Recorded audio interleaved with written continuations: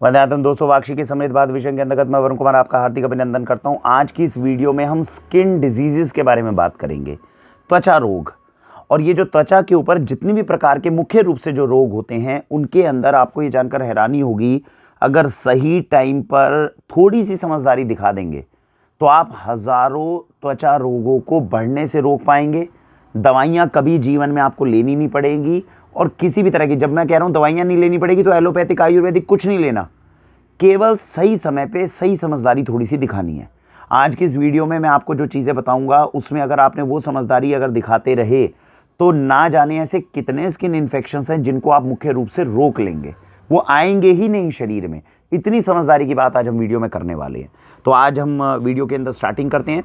सबसे पहले एक इन्फेक्शन होता है जिसे हम बोलते हैं चेहरे के ऊपर एक्ने। तो ये एक्ने के लिए मैंने एक वीडियो बिल्कुल सेपरेट बनाई हुई है, आप बोलेंगे डिस्क्रिप्शन में लिंक मिल जाएगा, नहीं तो यूट्यूब पे जाके वाक्षी ऑर्गेनिक्स एक्ने डालोगे तो आपको वीडियो भी निकल कर आ जाएगी।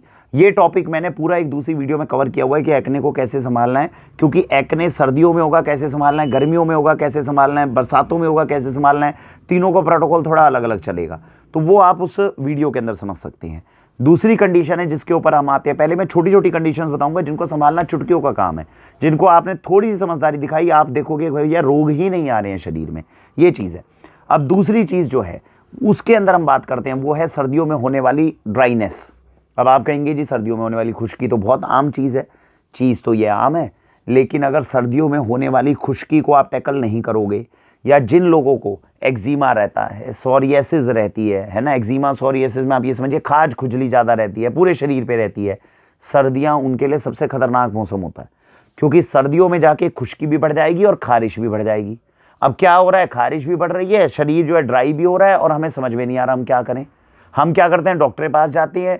समस्या सबसे बड़ी ये है कि इस पर्टिकुलर कंडीशन के लिए जब आप एलोपैथिक स्किन डॉक्टर के पास जाते हैं, ये हमारे देश की विडंबना है। थोड़ा डॉक्टर से भी मैं इसमें रिक्वेस्ट करूंगा कि थोड़ा सा उनको एक ढंग की चीज़ जो है वो गाइड करने का उनका फ़र्ज़ बनता है। तो होता क्या है, खारिश हो रही है, दाद खाज खुजली हो रही है शरीर पे, सर्दियों के अंदर कहीं गुना ज़्यादा बढ़ जाएगी, इंसान परेशान है। जब वो डॉक्टर के पास जाएगा, स्किन के डॉक्टर के पास, स्किन का डॉक्टर आपको कुछ चीज़ें देगा। क्या देगा, पहले तो खाने के लिए गोली दे देगा, एलेग्रा टाइप दे देगा। नहीं देनी चाहिए, ज़रूरत नहीं है, लेकिन डॉक्टर दे देता है ये सोच के कि खारिश जो है उससे कम होगी, पहली बात। दूसरी बात, वो एक महंगा साबुन देगा, 150 रुपये का, 100-150 रुपये का, कि भैया इस साबुन से ना हो, अपने साबुन को छोड़ दो।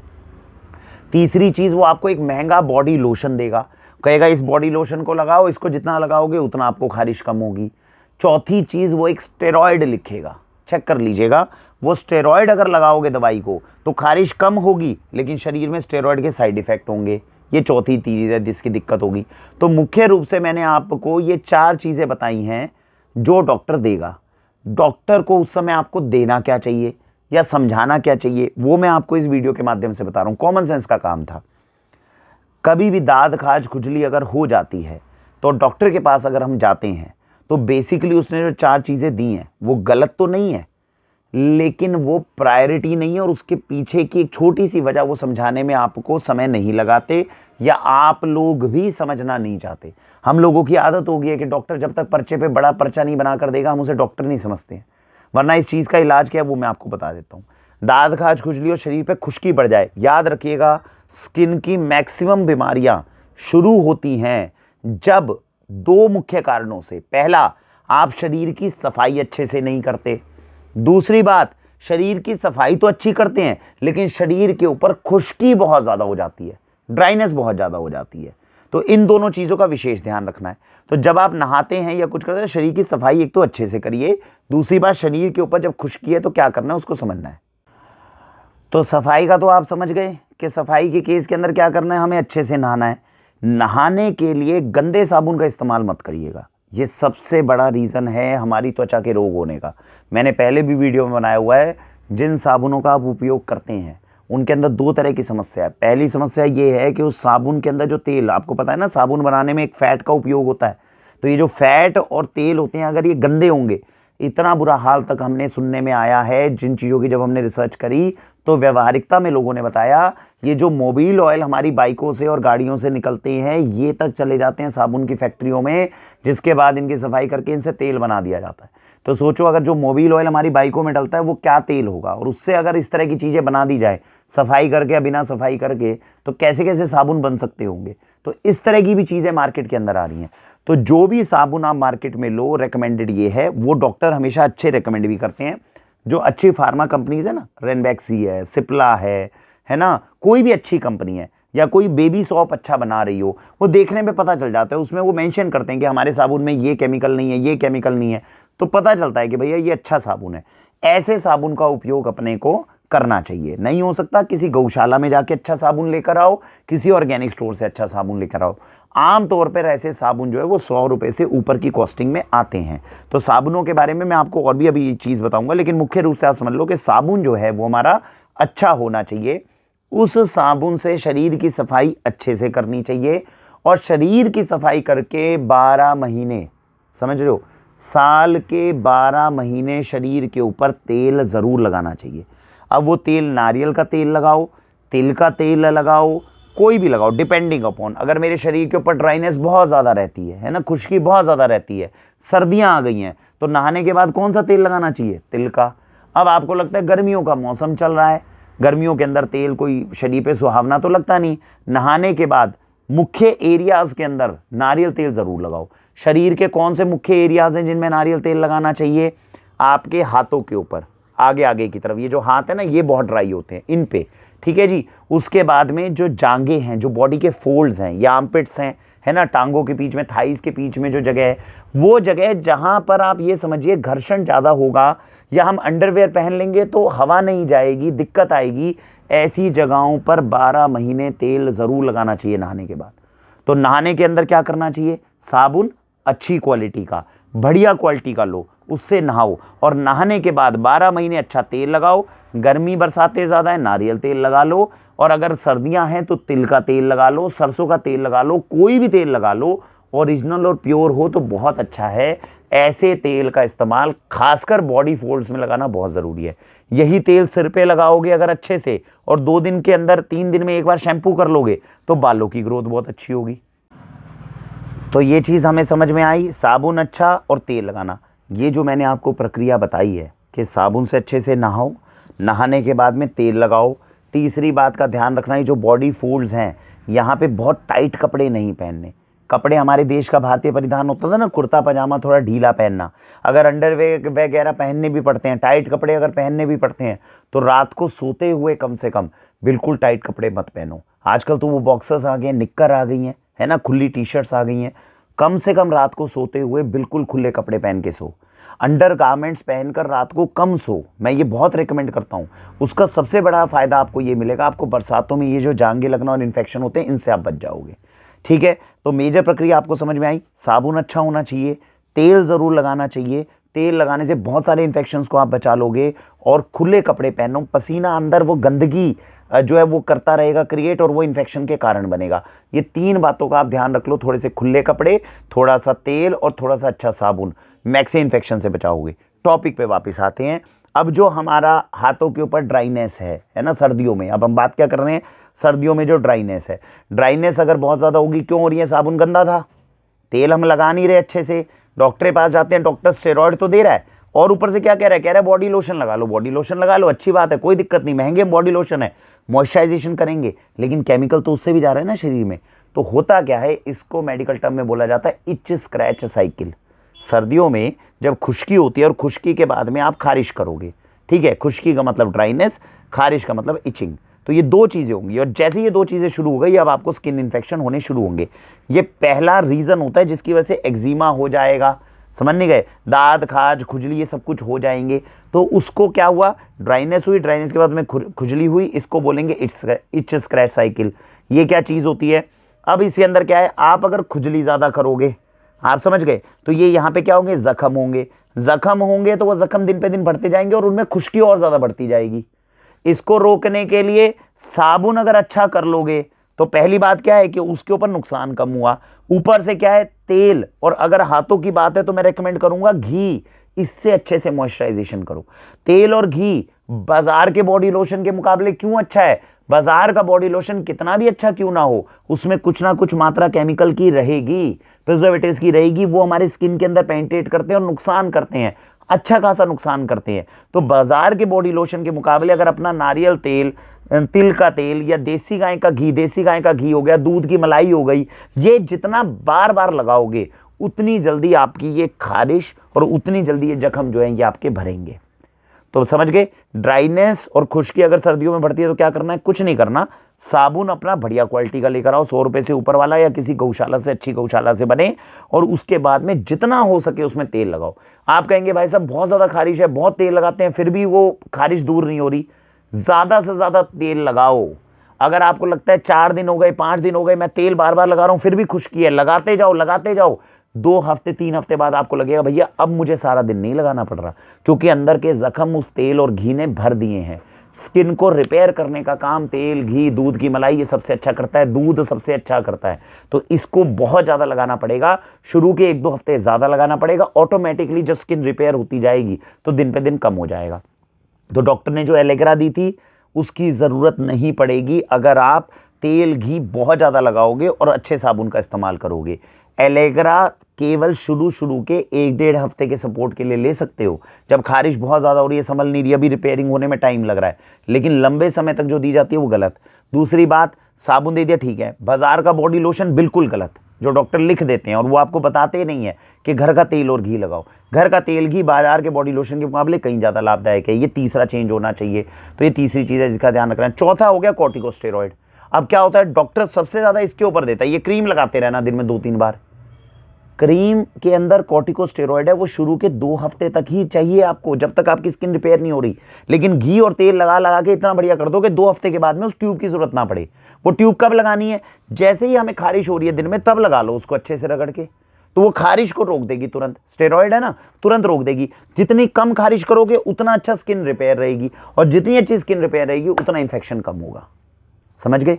तो इच और स्क्रैच साइकिल में डॉक्टर ने क्या रेकमेंड किया, होना क्या चाहिए, होना क्या चाहिए, साबुन, अच्छा सा तेल, घी, दूध, मलाई, कुछ भी, ये अच्छे से लगाओ। ये 2 चीजें लगाओगे तो जो एलेग्रा है दवाई खाने की, या जो आपके पास में कॉर्टिकोस्टेरॉइड है, उसको SOS केवल इमरजेंसी में यूज करो, जब आपको लग रहा है कि मेरे को बहुत ज्यादा जरूरत है, बहुत ज्यादा खारिश मच रही है, तभी यूज करो, अदरवाइज उन दोनों को अलग रख दो। तो केवल साबुन और तेल घी जो है ये आपको एक्जिमा से और इन सारे दाद खाज खुजली से बाहर निकाल सकता है। थोड़ी समझदारी रखोगे, खुश्की को खत्म कर दो।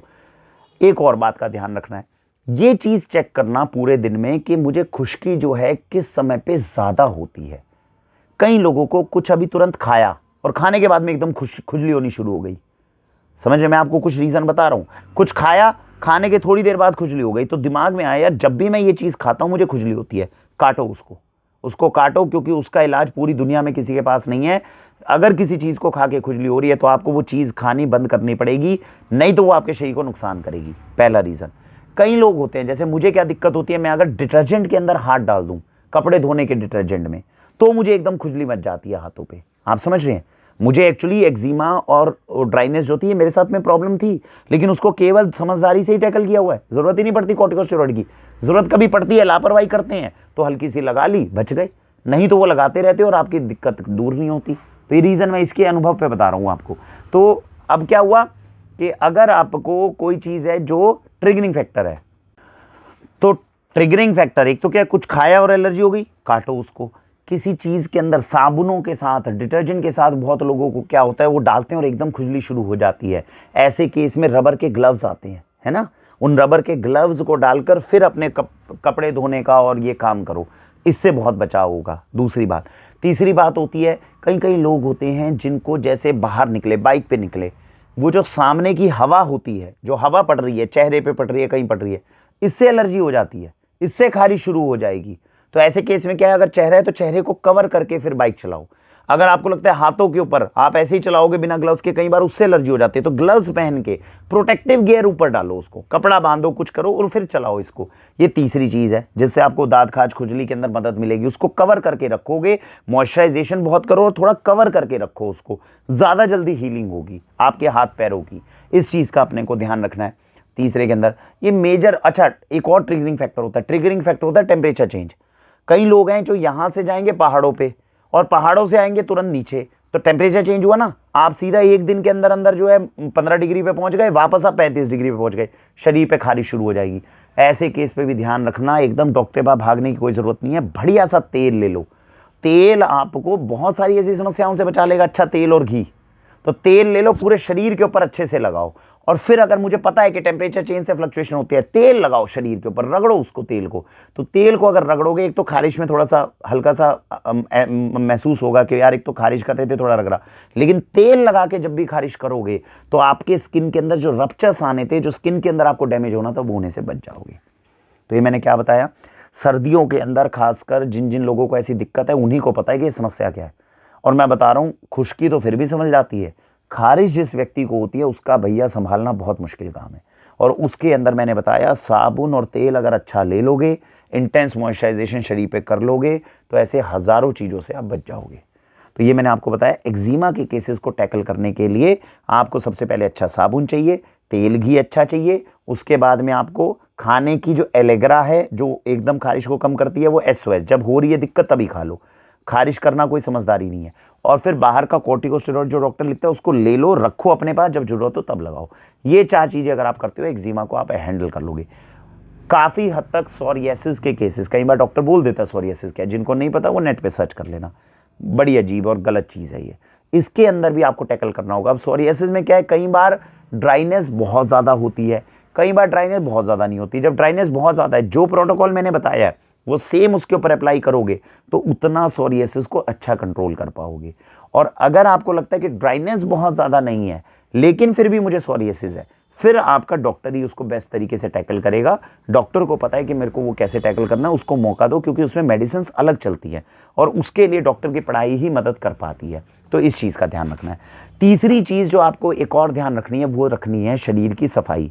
देखो, पेट जिसका साफ होगा, एक तो मैं आपको बोल रहा हूँ पेट को साफ रखो, दूसरा मेरा रिकमेंडेशन है नीम खाते रहो। नीम की पत्तियाँ खा सकते हो, आप समझ गए, नीम की दातुन चबा के नीम का रस अंदर ले सकते हो। तो जो पूर्वजों ने बताया हुआ नीम मदद करता है, वो एक्चुअली मदद करता है लेकिन अकेला नहीं कर पाएगा। इसीलिए मैंने आपको बोला, जिनको एक्जिमा ड्राइनेस है, मैंने उनको ये नहीं बोला नीम पियो नीम पियो, नीम मदद करेगा लेकिन सबसे ज़्यादा वो 4 इफेक्ट करेंगे। लेकिन मैं चाहता हूँ भविष्य में रोग ही ना हो शरीर में, तो क्या कुछ कर सकता हूँ, कर सकते हो। घर के आसपास जो भी नीम का पेड़ है, आदत बना लो। क्या आदत बना लो, सुबह उठेंगे, तांबे के बर्तन का पानी पिएंगे, साथ में कुछ ना कुछ ऐसा पिएंगे जो शरीर को सफाई करेगी। सफाई करने की चीज़ें क्या होती है, त्रिफला होती है ना। जिन लोगों को हल्की फुल्की स्किन डिजीज होने के कभी भी चांसेस हो, त्रिफला तो वरदान है, वैसे भी बताया हुआ है। तो त्रिफला लिया, शरीर की सफाई करी, है ना। फ्रूट्स, वेजिटेबल्स, सलाद, ये जो लोग ज़्यादा खाते हैं उनको स्किन की प्रॉब्लम आसानी से नहीं होगी। पेट जिनका साफ रहेगा उनको स्किन के, त्वचा के रोग कम से कम होंगे, इस बात का ध्यान रखना है।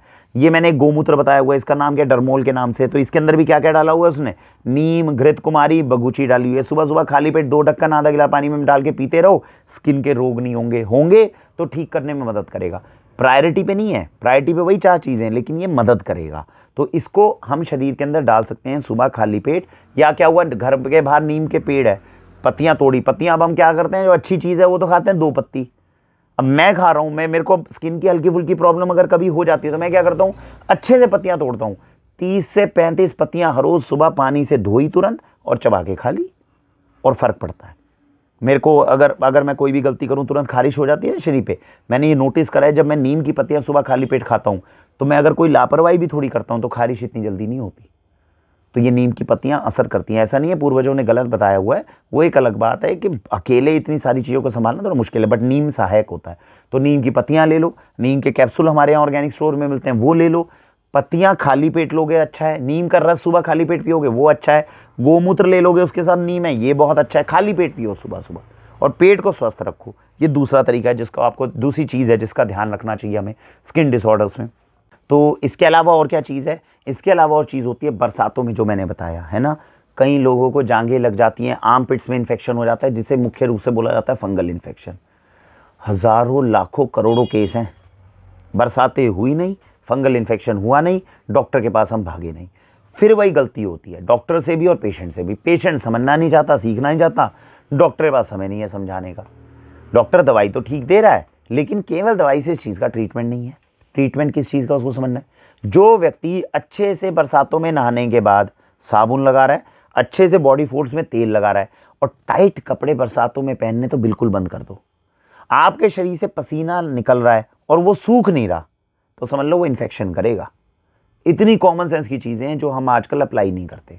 तो भैया बहुत भरी गर्मी में, भरी बरसात के मौसम में टाइट अंडरवेयर्स मत पहनो। पहले के देखिए ना लोगों के, वो कच्चे होते थे तो वो ढीले ढीले होते थे।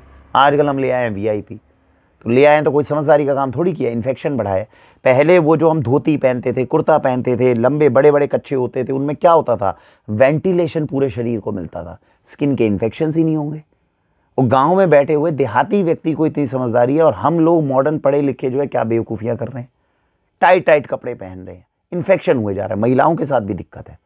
मत पहनो इतने टाइट कपड़े, कोशिश करो, अगर मजबूरी में पहनने भी पड़ते हैं, जब मौका मिले हटा दो, आराम से सुख शांति से जो है बिल्कुल आराम से सो। कुछ अपने ऑप्शंस आपको पता है, लेकिन टाइट कपड़ों में मत सो। इन बातों का ध्यान रखना है। केवल इतना मात्र करने से फंगल इन्फेक्शन बचा लोगे। साबुन अच्छा लो, अच्छे से बरसातों और गर्मियों के अंदर नहाओ, दिन में 1 बार 2 बार नहाओ, नहाते ही तेल ज़रूर लगाओ, बॉडी फोल्ड्स में तेल ज़रूर लगाओ, आपको फंगल इन्फेक्शन नहीं होगा। अगर आप कहते हो भाई वरुण जी हो गया इन्फेक्शन तो क्या करें, तो आपको डॉक्टर के पास जाना पड़ेगा, क्योंकि डॉक्टर उस समय पे एंटी फंगल क्रीम देगा, और वो एंटी फंगल क्रीम के अंदर आप लगाओगे, आपको आराम आएगा। शर्त ये है कि अगर आपने उसके साथ में अपना ट्रीटमेंट शुरू किया है, तो आपको जब तक फंगल इन्फेक्शन ख़त्म नहीं कर देते, तब तक पूरा डॉक्टर के कहे के अनुसार ही काम करना है। ये बहुत बड़ी गलती है। इसमें तो डॉक्टर बेचारा बोलता है और हम मानते नहीं उनकी बात। डॉक्टर कह देता है भैया मैं दे रहा हूँ, लेकिन जब तक फंगल इन्फेक्शन दूर ना हो जाए छोड़ मत देना इसे। और हम क्या करते हैं, लगाना शुरू करते हैं, जैसे ही आराम आता है छोड़ो, डॉक्टर तो बेवकूफ़ है। और फिर तुरंत क्या करते हैं, वो दोबारा बढ़ने लग जाता है इन्फेक्शन, फिर भागते हैं डॉक्टर साहब बचा लो।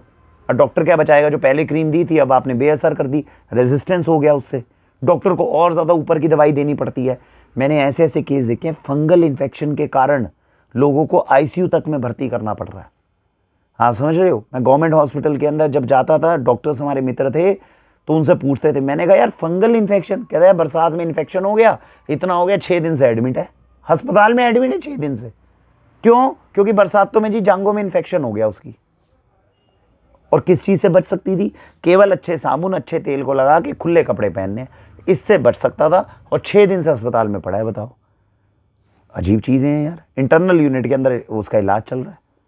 वो गलती से मैंने आईसीयू बोल दिया, आईसीयू नहीं है, इंटेंस केयर यूनिट नहीं है, वो जो इंटरनल अपनी रहती है वहाँ पे बंदा जो है 6 दिन से एडमिट है। बताओ, ये सोचने में लगती है छोटी छोटी चीज़ें, कितने समस्या कर देती हैं लोगों को।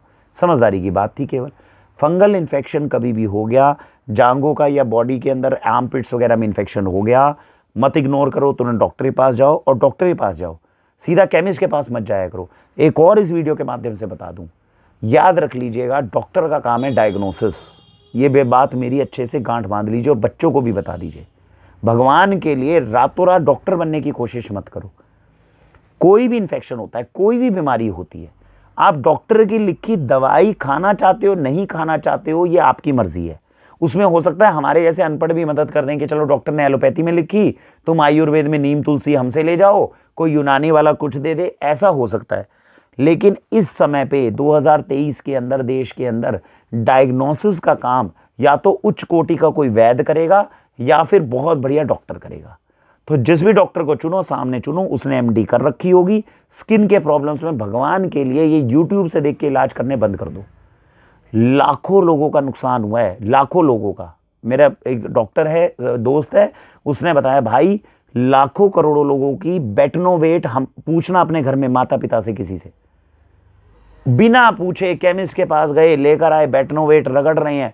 अरे लोग, लड़कियों को पता चला लगाने से गोरे होते हैं, स्टेरॉइड लगा रही हैं चेहरे के ऊपर कि मैं गोरी हो जाऊं। भयंकर है, भयंकर। उनको अंदाजा नहीं है कि उससे उनका शरीर कितना डैमेज हुआ है। अच्छे अच्छे पढ़े पढ़े लिखों ने, लोगों ने, ये जो पार्लर्स में आप जाते हो, वो कहते हैं ना ब्लीचिंग कर दें हम आपकी। अरे भगवान के लिए डब्बी अपने सामने खुलवाओ और बोलो कि भैया इसी से करियो, कुछ और मत मिला दियो। अंदाजा भी नहीं है आपको। क्रीम लेंगे, क्रीम के अंदर एक कॉर्टिकोस्टेरॉइड डालेंगी पार्लर वाली और रगड़ेंगी आपके चेहरे को, और चेहरे को रगड़ेंगी, रगड़ने के बाद में चेहरा जो है चमक के निकलेगा। इतना बड़ा चांस है कि उसमें स्टेरॉइड मिला दिया गया होगा। और ऊपर से आपसे एक तो स्टेरॉइड आता है कितने का, 10-15 रुपए का, 20 रुपए का स्टेरॉइड आ जाना गंदे वाला, लगाकर आपको वो गोरा करे जा रही है। जी लगातार मैं 15 दिन आपका फेस करूंगी, फेस देखना आप कितना चमक जाएगा। और चमक क्या जाएगा, और शरीर के अंदर पॉइजन डाल दिया होगा। तो ये बहुत ज़रूरी चीज़ है। अच्छे कंपनी के बढ़िया प्रोडक्ट को अपने सामने खुलवा के लगाओ, वरना भगवान के पार्लर में मत जाओ। नारियल तेल, साबुन, खुले कपड़े, इनका ध्यान रख लो, बहुत सारी चीज़ों से बच जाओगे। पैसा खर्च करना चाह रहे हो तो ढंग से करो, वरना मत करो। कोई ज़रूरत नहीं है पैसा खर्च करने की भाई, सुरक्षित रहोगे। लेकिन पैसा खर्च करने जाएंगे, घटिया पार्लर की घटिया क्रीमों को चेहरे पे लगाएंगे, सोचेंगे हम गोरे हो गए, भैया नुकसान होगा बहुत ज़्यादा। ये पार्लर्स की एक्चुअली मैं आपको ऑथेंटिक रिपोर्ट्स बता रहा हूँ, बहुत पार्लर्स की हमने, जो मतलब हमारा नेटवर्क है डॉक्टर्स के साथ में, हमने ये सारी चीज़ें देखी हुई है। इसीलिए जो था ये मतलब पता है, ये बेटनोवेट क्रीम तो करोड़ों के अंदर बिकती है, करोड़ों के अंदर। इतनी करोड़ क्रीम्स कौन देश में कौन डॉक्टर लिख रहा है भाई? कोई नहीं लिखता डॉक्टर। ये हम अपने आप, डॉक्टर ने एक बार लिख दी, फिर केमिस्ट पे कहे दे दे यार, देखी जाएगी। देखी नहीं जाएगी भैया, भुगती नहीं जाएगी आपसे, ऐसा बुरा हाल हो जाएगा। रियलिटी का केस बता रहा हूँ, सर्च कर लेना गूगल पे। एक व्यक्ति था, बाहर दूसरे देश का था शायद, और यहाँ पर तो नाश बहुत लोगों ने किया है अपना, लेकिन बाहर का बता रहा हूँ। उस बंदे ने 10 साल तक लगातार ये बेटनोवेट रगड़ के चेहरे पे, काले रंग का था, अफ्रीका वगैरह का था, थोड़ा काला था। कहता जी मैं गोरा होना चाहता हूँ। किसी ने उसको बता दिया भाई तू बेटनोवेट लगा इस तरह से। बेटनोवेट देखो ब्रांड नेम है, जिस भी कंपनी का है, मैं क्षमा चाहूँगा, मेरे को उसका सॉल्ट का नाम याद नहीं आ रहा है ना, बीटामिथासोन शायद ऐसा कुछ होगा। एक्चुअली तो मुझे सॉल्ट का नाम लेना चाहिए, तो आप भगवान के लिए वो ब्रांड के लिए जो है वो क्षमा करिएगा, और उसका मैं गलत नहीं बोलना चाहता। कंपनी का तो क्या बोलना, सॉल्ट की बात कर रहे हैं, स्टेरॉइड्स की, कॉर्टिकोस्टेरॉइड्स की बात कर रहे हैं, इसको कॉर्टिकोस्टेरॉइड्स बोलेंगे, ठीक है। तो ये जो कॉर्टिकोस्टेरॉइड्स होते हैं, क्या है ये मामला, इसको चेहरे के ऊपर जो है इतना लगा के 10 साल तक लगाया। 10 साल के बाद में भाई वो गोरा तो हो गया। समस्या ये हुई कि चेहरे के अंदर ना नसें तक दिखने लग गई, क्योंकि ये जो स्किन थी ये घिस घिस के इतनी पतली कर दी उस कॉर्टिकोस्टेरॉइड ने कि वो व्यक्ति बंदा नहीं भूत लगने लगा था। ये करते हैं, हो जाओ गोरे अब। तो ये चीज़ें हैं जो अज्ञानता की बात है। भगवान के लिए अगर डॉक्टर कोई मेडिसिन लिख रहा है, अगर पढ़ भी रहे हो, अगर आपको लगता है आप समझदार भी हो, तो गूगल पे जाके ढंग से पढ़ो। ये जो 2 लाइनें पढ़ के हम डॉक्टर बनने की कोशिश करते हैं, ये सही चीज़ नहीं है, पहली बात। दूसरी बात, डायग्नोसिस में डॉक्टर के साथ इंटरफेयर मत करो। उसने बेचारे ने 8-10 साल पढ़ाई करी है, वो इसी चीज़ की पढ़ाई है कि भाई बीमारी देखो और देखने के बाद पता लगाओ क्या है। मैंने बोल दिया ना आपको, एक्जिमा हो गया, आप भी कहोगे दांत खाज खुजली, एक्जिमा हो गया। एक्जिमा 50 तरह का होता है, तो कोई फर्क नहीं पड़ता, 500-1000 रुपये लग रहे हैं, लेकिन एक बार डॉक्टर के पास जाके डायग्नोस करवा लो कि सर ये बता दो ये चीज़ क्या है। वो बोल देता है आपको एक्जिमा है, सोरियासिस है, सेबरिक डर्मेटाइटिस है, कुछ भी ऐसा बोल देता है तो एक अलग बात है। कोई हमारे जैसा नौसिखिया भी मदद कर सकता है, एक्सपर्ट डॉक्टर भी मदद कर सकता है, लेकिन पता नहीं है, हुआ तो फंगल इन्फेक्शन है, समझ रहे हैं एक्जिमा, और लगाए जा रहे हैं एक्जिमा की दवाई। तो हमारे जैसे लोगों का काम आपको साबुन, तेल और घी देने का है। इससे ऊपर का मामला जब भी बिगड़े तो डॉक्टर को करने दो, और डॉक्टर जब इलाज करे तो इंटरफेयर मत करो। ये बहुत बार मैं लोगों के साथ में बात भी करता हूँ, या तो तुम डॉक्टर के पास घुसो मत, और घुस रहे हो तो इंटरफेरेंस मत करो। ये भी चीज़ें हैं जो सीखने वाली है। तो ये मैंने स्किन डिजीज़ में बहुत सारे लोगों को डैमेज होते हुए देखा है, समझा है, उनकी गलतियों को पकड़ा है, इसीलिए मैं आपको बता रहा हूँ। ये छोटी समझदारियाँ अगर दिखा लोगे तो स्किन इन्फेक्शन होगा नहीं, इसका हमें ध्यान रखना है। ये जो चीज़ें रखी हुई हैं, ये मैंने क्यों रखी हुई हैं, ये मिलेट, जितना मिलेट का दलिया खाओगे और देसी गाय का घी डाल के खाओगे तो क्या होगा, शरीर की सफाई होती रहेगी। शरीर जितना साफ होगा, सिद्धांत क्या बोला, उतना स्किन इन्फेक्शंस कम। तो मिलेट का दलिया खाओ जितना खाओगे। लोशन, क्रीम रेकमेंडेड नहीं है। देसी गाय का घी है, तेल है, जितना लगाओगे उतना बढ़िया है। अब आप कहते हो भाई साहब ऑफिस में बैठे हैं, वहाँ बैठ के देसी गाय का घी लगाएंगे, हाथ लग जाएंगे पेपर पे, पेपर खराब हो जाएगा। ऐसी चीज़ों के लिए ऑर्गेनिक कंपनियां अच्छे लोशन और अच्छे क्रीम देती है। कहीं फंस जाओ और लगे कि ड्राइनेस है, भैया मैं घी तेल नहीं लगा सकता, केवल उस केस में महंगे ऑर्गेनिक मॉइस्चराइज़र लेकर आने पड़ेंगे, लेकिन एप्लीकेशन कम करना होगा। उसी केस में करना जब आपको लगे तेल घी आप नहीं लगा सकते हो हाथों के ऊपर। उतने तो बढ़िया नहीं है जितना तेल घी काम करता है, लेकिन ये है कि तेल घी नहीं लगा पा रहे हो तो कुछ तो जाए शरीर में। वहाँ पर ऑर्गेनिक मॉइस्चराइजर्स होने चाहिए जिनमें केमिकल की मात्रा कम से कम हो, उतना मदद करेंगे। गोमूत्र सुबह खाली पेट होने के लिए मैंने बता दिया, ये तो डर्मोल के नाम से आता है, स्किन डिजीज़ में हम दे देते हैं तो मदद करेगा। देसी गाय का घी मैंने आपको बता दिया, देसी गाय का घी जो है किसी चीज़ में डालकर अगर खाओगे, दाल वगैरह में, तो शरीर की सफाई करेगा, और बॉडी पे लगाओगे तो मॉइस्चराइजेशन बहुत करेगा विदाउट एनी साइड इफेक्ट। ये एक चीज़ होती है, इसको बोलते हैं शब्दोघृत। अभी शब्दोघृत का मतलब क्या है, शत मतलब 100, धो का मतलब धोना, घृत का मतलब घी। घी को 100 बार धोया जाता है पानी से। आप याद दिलाओगे तो मैं डिस्क्रिप्शन से देख लूंगा, नहीं तो यूट्यूब पे सर्च कर लेना शद्दोघृत कैसे बनता है, बहुत वीडियोस मिलेंगी। तो होता क्या था, आज से 50-60 साल पहले मॉइस्चराइजर्स तो थे नहीं, तो वो क्या करते थे, घी को पानी के साथ में धोते थे। बड़ी मुश्किल प्रक्रिया होती है, लंबे समय तक चलती है। घी को 100 बार पानी से धोया जाता है, तब शद्दोघृत बनता है, देसी मॉइस्चराइजर। तो जिन लोगों को लगता है ना कि भैया मैं ऑफिस में बैठा हूं, मैं मॉइस्चराइजर ये नहीं यूज करना चाहता, वो देसी मॉइस्चराइजर शद्दोघृत भी यूज कर सकते हो। ठीक है, ये देसी है, इसमें कोई केमिकल नहीं है। ये ऑर्गेनिक है, जिनमें केमिकल की मात्रा बहुत कम है न्यूनतम के मुकाबले, लेकिन महंगे बहुत हैं। ये थोड़ा इतना महंगा नहीं होगा, लेकिन अच्छा मॉइस्चराइजर। तो देसी मॉइस्चराइजर, अंग्रेजी मॉइस्चराइजर, और ये हो गई कॉमन सेंस, तेल, घी और ये मलाई। ठीक है, इसके बाद में क्या है, नीम का तेल। नीम का तेल लगा सकते हो, जांघों में जब इन्फेक्शन हो या कोई भी फंगल इन्फेक्शन होता है तब नीम का तेल अच्छा रोल प्ले करेगा। तो नीम के तेल का उपयोग उस समय पे किया जा सकता है।